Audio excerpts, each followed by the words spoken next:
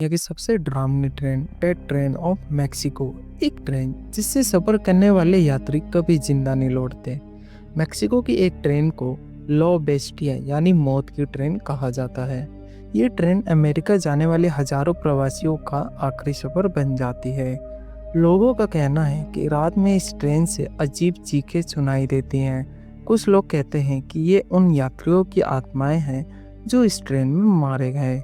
कुछ लोगों ने ये दावा किया है कि उन्होंने ट्रेन में ऐसे यात्रियों को देखा है जो हफ्ते पहले मर चुके थे। क्या आप इस ट्रेन में सफ़र करने की हिम्मत कर सकते हैं? हमें कमेंट्स में ज़रूर बताएं। धन्यवाद।